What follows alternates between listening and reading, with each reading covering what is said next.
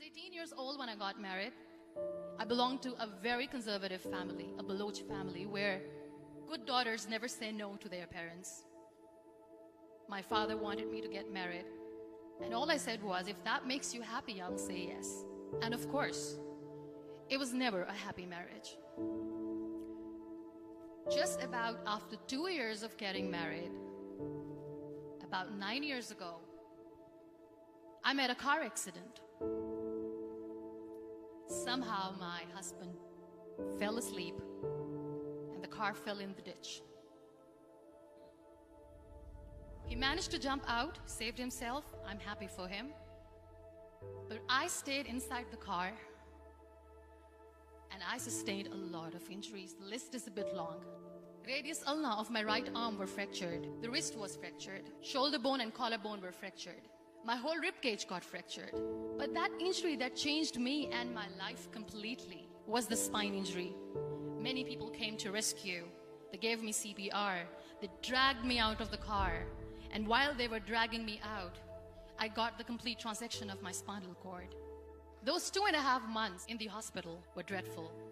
I was at the verge of despair.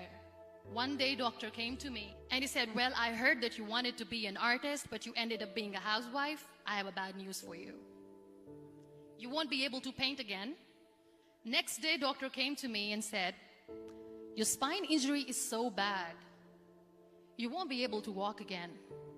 I took a deep breath and I said, it's all right. Next day, doctor came to me and said, because of your spine injury and the fixation that you have in your back, you won't be able to give birth to a child again. That day, I was devastated. I started to question my existence. Why am I even alive? So what kept me going was, one day I asked my brothers, I know I have a deformed hand, but I'm tired of looking at these white walls in the hospital and wearing these white scrubs.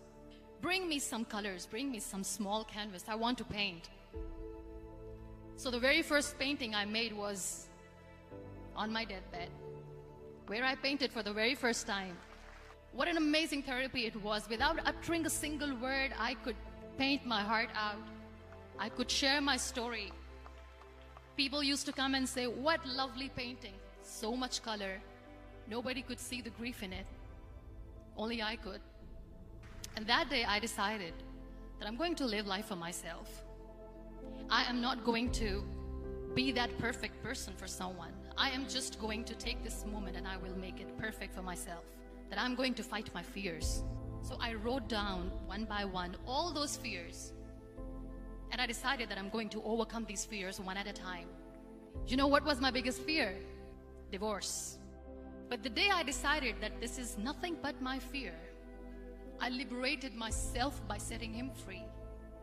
And I made myself emotionally so strong that the day I got the news that he's getting married, I sent him a text that I'm so happy for you and I wish you all the best. And he knows that I pray for him today. Number 2 was, I won't be able to be a mother again. And that was quite devastating for me. But then I realized there are so many children in the world, all they want is acceptance. So there is no point of crying, just go and adopt one. And that's what I did.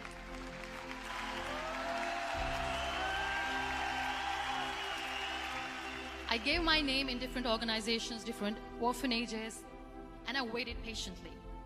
2 years later, I got this call from a very small city in Pakistan. I got a call and they said, are you Muniba Mazari? There is a baby boy and would you like to adopt? I could literally feel the labor pain. I said, yes, yes, I am going to adopt him. I am coming to take him home. And that day, Niall was 2 days old, and today he's 6. You know, when you end up being on the wheelchair, what's the most painful thing? People think that they will not be accepted by the people because we, in the world of perfect people, are imperfects. So I decided to appear more in public. I started to paint. I have done a lot of modeling campaigns. I decided that I'm going to join the national TV of Pakistan as an anchor person. I became the National Goodwill Ambassador for UN Women Pakistan, and now I speak for the rights of women, children. I was featured in BBC 100 Women for 2015. I'm one of the Forbes 30 under 30 for 2016.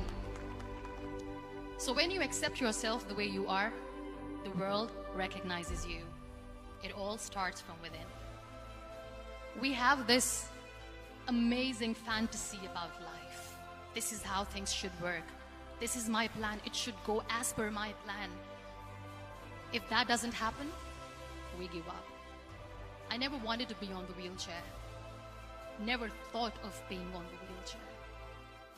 This life is a test and a trial, and tests are never supposed to be easy. So when you're expecting ease from life, and life gives you lemons, then you make the lemonade, and then do not blame life for that. It is okay to be scared. It is okay to cry. Everything is okay, but giving up should not be an option. They always say that failure is not an option. Failure should be an option, because when you fail, you get up, and then you fail, and then you get up, and that keeps you going. Embrace each and every breath that you are taking. Celebrate your life. Live it. Don't die before your death. Real happiness lies in gratitude. So be grateful, be alive, and live every moment.